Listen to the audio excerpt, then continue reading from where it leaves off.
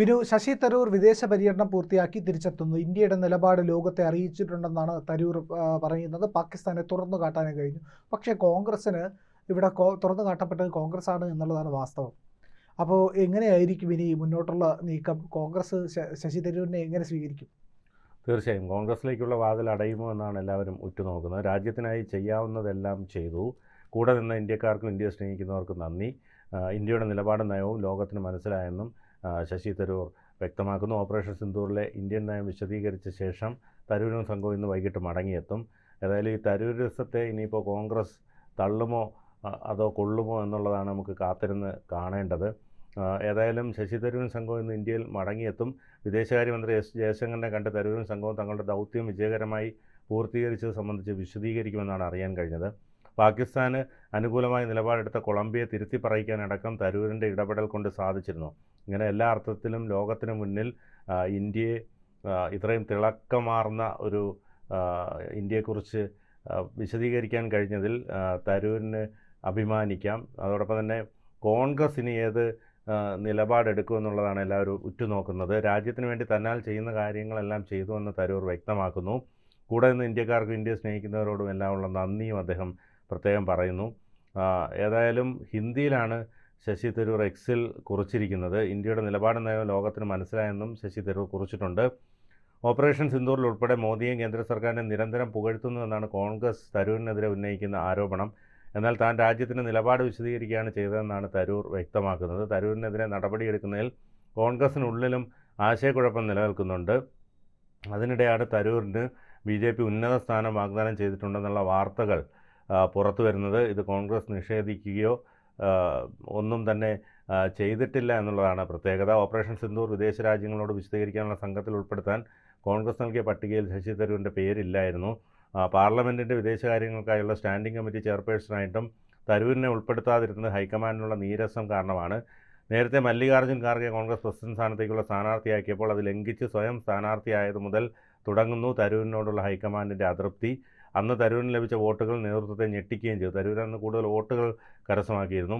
President സ്ഥാനാർത്ഥിയായതിനാൽ മാത്രമാണ് അദ്ദേഹത്തെ പിന്നീട് കോൺഗ്രസ് പ്രവർത്തക സമിതിയിൽ ഉൾപ്പെടുത്തിയത്. തുടർന്ന് ഇങ്ങോട്ട് പല കാര്യത്തിനും കോൺഗ്രസിൻ്റെ ഔദ്യോഗിക നിലപാടിന് വിരുദ്ധമായിട്ടായിരുന്നു തരൂരിൻ്റെ വാക്കുകൾ. കേരളത്തിലെ വ്യവസായ വികസനത്തെക്കുറിച്ച് നല്ലത് പറഞ്ഞതിന് സംസ്ഥാന നേതാക്കൾ പരസ്യമായി രംഗത്ത് വരികയും ഹൈക്കമാൻഡ് നേരിട്ട് പ്രതിഷേധം അറിയിക്കുകയും ചെയ്തു. എന്നാൽ മോദി അനുകൂല നിലപാടിൽ നേതൃത്വത്തിന് അത്തരം സമീപനം ഉണ്ടായില്ല എന്നുള്ളതാണ് യാഥാർത്ഥ്യം. ശശി തരൂർ MP സ്ഥാനം രാജിവെക്കുമെന്ന് പോലും പ്രചരണങ്ങളുണ്ട്. എന്നാൽ ഇതിനോടൊന്നും അദ്ദേഹം പ്രതികരിച്ചിട്ടില്ല. മറ്റൊരു വളരെ പ്രധാനപ്പെട്ട വസ്തുത, ഉപരാഷ്ട്രപതി ജഗദീപ് ധൻഖറിൻ്റെ കാലാവധി 2027 ഓഗസ്റ്റിൽ അവസാനിക്കുകയാണ്. സ്വാഭാവികമായി ആ സ്ഥാനത്തേക്ക് പരിഗണിക്കുമെന്നുള്ള പ്രചരണമുണ്ട്. അപ്പോൾ MP സ്ഥാനം രാജിവെച്ചാൽ അവിടെ തിരുവനന്തപുരത്ത് ഒരു ഇലക്ഷനുള്ള സാധ്യത പോലും കാണുന്നുണ്ട്. ഏതായാലും ഇത്തരം വാർത്തകളുള്ള ശശി തരൂരിൻ്റെ പ്രതികരണം എന്താകുമെന്നതാണ് പ്രധാനം. നിലമ്പൂർ ഉപതെരഞ്ഞെടുപ്പ് കഴിയും വരെ തരൂരിനെതിരെ കോൺഗ്രസ് നീങ്ങില്ല. കാരണം ഇപ്പോൾ അങ്ങോട്ട് നേതാക്കൾ തമ്മിലൊരു അടിപിടിയും അല്ലെങ്കിൽ അങ്ങോട്ട് ആശയക്കുഴപ്പമുണ്ടെന്ന് പറഞ്ഞു കഴിഞ്ഞാൽ ഈ നിലമ്പൂർ തെരഞ്ഞെടുപ്പിനെ അത് ബാധിക്കും. അത് കഴിയുമ്പോഴത്തേക്ക് ഇതിൻ്റെ ഒരു ചൂട് കെട്ടടങ്ങുമെന്നാണ് മനസ്സിലാക്കാൻ കഴിയുന്നത്. ഏതായാലും തരൂർ നിലമ്പൂരിൽ പ്രചരണത്തിനെത്തുമോ എന്ന കാര്യത്തിലും ഉറപ്പില്ല. കേരളത്തിലെത്തിയാൽ പ്രചരണത്തിന് പോകേണ്ടി വരുമെന്നതിനാൽ അദ്ദേഹം ചിലപ്പോൾ കേരളത്തിലേക്ക് തിരഞ്ഞെടുപ്പ് കഴിയുന്നവരെ ചിലപ്പോൾ എത്തിയേക്കില്ല. കാരണം ഇദ്ദേഹം വന്ന് പ്രചരണം നയിച്ചാൽ പിന്നെ ഇദ്ദേഹത്തിന് ഈ ഉപരാഷ്ട്രപതി പദവിയൊക്കെ ചില വാഗ്ദാനം ചെയ്തിട്ടുണ്ടെങ്കിൽ അതിനുള്ള സാധ്യത കാണുന്നില്ല. ഏതായാലും പാകിസ്ഥാൻ സംഘത്തെ തറ പറ്റിച്ച ശേഷം ഇന്ത്യയിലെത്തുന്ന തരൂരിന് വൻ സ്വീകാര്യതയാണ് ഇന്ത്യൻ ജനത നൽകുന്നത്. ഭീകരവാദത്തിലൂടെ ഇന്ത്യയേക്കാൾ കൂടുതൽ ജീവൻ തങ്ങൾക്ക് നഷ്ടപ്പെട്ടുവെന്ന് US-ലെത്തി സമർത്ഥിക്കാൻ ശ്രമിച്ച പാക് സംഘത്തെ രൂക്ഷമായി വിമർശിച്ചിരുന്നു തരൂർ. മുൻ പാക് വിദേശകാര്യമന്ത്രി ബിലാവൽ ഭൂട്ടോയുടെ നേതൃത്വത്തിലുള്ള പാക് സംഘം തങ്ങളും തീവ്രവാദത്തിൻ്റെ ഇരകളാണെന്ന് ബോധ്യപ്പെടുത്താൻ ശ്രമിക്കവെയാണ് ശശി തരൂരിൻ്റെ കടുത്ത വിമർശനമുണ്ടായത്. ഞങ്ങളും ഭീകരപ്രവർത്തനത്തിൻ്റെ ഇരകളാണെന്നാണ് പാകിസ്ഥാൻ അവകാശപ്പെടാൻ പോകുന്നത്. ഭീകരാക്രമണങ്ങളിൽ കൊല്ലപ്പെട്ടവരുടെ എണ്ണം ഇന്ത്യയിലേക്കാൾ പാകിസ്ഥാനിലാണ് കൂടുതൽ. ആരുടെ തെറ്റാണിത്? 10 കൊല്ലം മുൻപ് ഹിലാരി ക്ലിൻ്റൺ പറഞ്ഞ പ്രശസ്തമായ ഒരു പ്രസ്താവനയുണ്ട്. നിങ്ങളുടെ വീട്ടുമുറ്റത്ത് വിഷപ്പാമ്പുകളെ വളർത്തിയാൽ അത് അയൽക്കാരെ മാത്രമേ കടിക്കൂ എന്നൊരിക്കലും കരുതരുത്. ചില വീട്ടിലുള്ളവരെ പോലും കടിക്കും. പാകിസ്ഥാൻ ഇപ്പോൾ അഭിമുഖീകരിക്കുന്ന ഭീകരാക്രമണങ്ങൾ അങ്ങനെ സംഭവിച്ചതാണ്. പാകിസ്ഥാനിൽ ആക്രമണങ്ങൾ നടത്തുന്ന തെഹ്രീക്കെ താലിബാൻ എങ്ങനെ ഉണ്ടായി?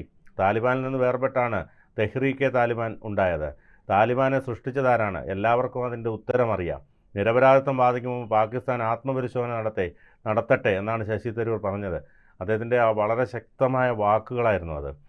ISIയും റോയും സംയുക്തമായി സഹകരിച്ച് പ്രവർത്തിക്കാൻ തയ്യാറാണെങ്കിൽ ഇന്ത്യയിലും പാകിസ്ഥാനിലും ഭീകരപ്രവർത്തനം ഗണ്യമായി കുറയുന്നത് നമുക്ക് കാണാൻ കഴിയുമെന്ന ബിലാവൽ ഭൂട്ടോയുടെ പ്രസ്താവനയ്ക്കുള്ള മറുപടി കൂടിയായിരുന്നു ശശി തരൂർ അപ്പോൾ നൽകിയത്. അതേസമയം നരേന്ദ്ര കീഴടങ്ങു പരാമർശവുമായി ബന്ധപ്പെട്ട് രാഹുൽ ഗാന്ധിയുടെ നിലപാട് തള്ളിയതിൻ്റെ പേരിലും തരൂർ വാർത്തകളിൽ ഇടം പിടിച്ചിരുന്നു.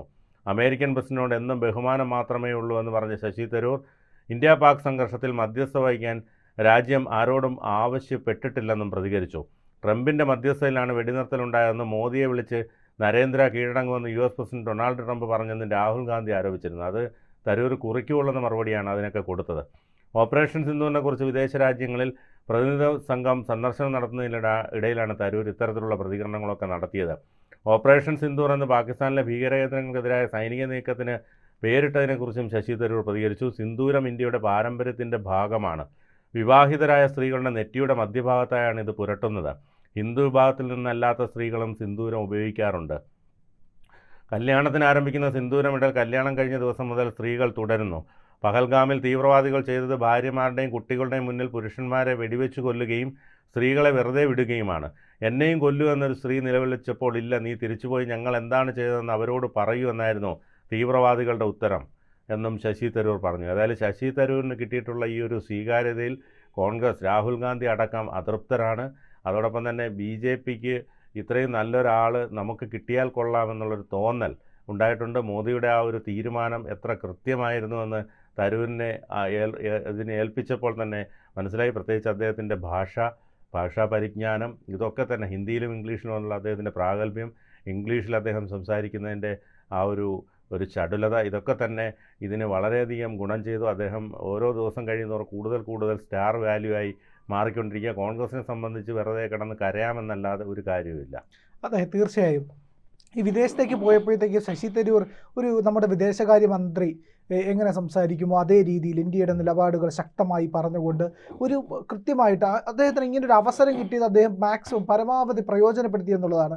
അത് ഗുണകരമായിട്ട് അദ്ദേഹത്തിൻ്റെ ആവശ്യത്തിന് വേണ്ടിയിട്ടല്ല, ഗുണകരമായിട്ട് പ്രയോജനപ്പെടുത്തി. അങ്ങനെ ഒരു മനുഷ്യനെയാണ് ഏതാണ്ട് 11 കൊല്ലമായിട്ട് കോൺഗ്രസ് വെറുതെ ഇരുത്തിയിരിക്കുന്നത് എന്നുള്ളതാണ് നമ്മൾ മനസ്സിലാക്കേണ്ടതാണ്. അദ്ദേഹം ഈ BJPയിലായിരുന്നെങ്കിലോ ഇപ്പോൾ എത്ര വലിയ പൊസിഷൻ ഇരിക്കേണ്ട ആളാണ്. ഇതുപോലത്തെ എത്ര ഇടപെടലുകൾ നടത്തിയിട്ടിരുന്നതാണ്. രാജ്യത്തെ മുന്നോട്ട് കുതിക്കുന്നതിൽ വലിയ ചാലകശക്തിയാകേണ്ട മനുഷ്യനാണ് ശശി തരൂർ. ആ ശശി തരൂരിനെയാണ് കോൺഗ്രസ് കൂട്ടിലടച്ച തത്തയെ പോലെ ഇട്ടിരിക്കുന്നത്. മനസ്സിലായില്ല. അപ്പോൾ എത്രത്തോളം കോൺഗ്രസിനെ ഉപയോഗിക്കാതിരിക്കാൻ കഴിയുമോ? കോൺഗ്രസ് അങ്ങനെയാണല്ലോ. കോൺഗ്രസിന് ഒരു നശീകരണ സ്വഭാവമുണ്ട്. ആ നശീകരണ സ്വഭാവം എല്ലാ ഘട്ടത്തിലും അവർ കാണിക്കും. അവരുടെ നല്ല നേതാക്കൾ ഉയർന്നു വരാതിരിക്കാൻ അവർ പരമാവധി ശ്രമിക്കും. ഏതെങ്കിലും ഒരു നേതാവ് വളരുന്നു എന്ന് കണ്ടാൽ ചവിട്ടി താഴ്ത്തും, ഗ്രൂപ്പ് വഴക്കുണ്ടാക്കും, തമ്മിലടിക്കും, യുദ്ധം ചെയ്യും. ഇതൊക്കെയാണ് കോൺഗ്രസിൻ്റെ രീതി. അപ്പോൾ ഇതിൽ നിന്നെല്ലാം വ്യത്യസ്തമായിട്ട് വളരെ പുരോഗമനപരമായിട്ട് ചിന്തിക്കുന്ന, രാജ്യത്തിന് വേണ്ടി ചിന്തിക്കുന്ന, അതിൽ പറഞ്ഞ ഏറ്റവും വലിയ ശ്രദ്ധേയമായ ഇന്ത്യയിലെ ജനങ്ങളോട് നന്ദി എന്നാണ് പറഞ്ഞത്. മറ്റാരെയും അവിടെ സംബോധന ചെയ്യുന്നില്ല.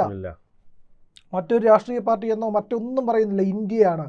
അപ്പോൾ ഇന്ത്യയുടെ ഒരു നിലപാട് കൃത്യമായിട്ട് അറിയാവുന്ന ശശി തരൂർ ഇന്ത്യക്ക് വേണ്ടി വളരെ മികച്ച രീതിയിൽ പ്രകടനം നടത്തിയിരിക്കുന്നു. എനിക്കൊരു സംശയവുമില്ല, 2027 ഉപരാഷ്ട്രപതിയായി ശശി തരൂർ വരുമെന്ന് തന്നെയാണ് ഞാൻ പ്രതീക്ഷിക്കുന്നത്. അതിൽ കുറഞ്ഞ ഒരു സ്ഥാനം ശശി തരൂരിന് ഇനി ഇന്ത്യയിൽ കൊടുക്കാനില്ല. വിദേശകാര്യമന്ത്രി എന്ന് ആക്കേണ്ട ആളല്ല, അതിലും ഉയർന്ന മനുഷ്യനാണ്. അപ്പോൾ ഉപരാഷ്ട്രപതി സ്ഥാനത്തേക്ക് തന്നെ ശശി തരൂർ എത്തേണ്ടതുമാണ് എന്നാണ് ഞാൻ വിശ്വസിക്കുന്നത്. കൂടുതൽ വാർത്തകളും വിശേഷങ്ങളും നിങ്ങളിലേക്ക് എത്താൻ ABC മലയാളം സബ്സ്ക്രൈബ് ചെയ്യുക, ബെൽ ബട്ടണും അമർത്തുക.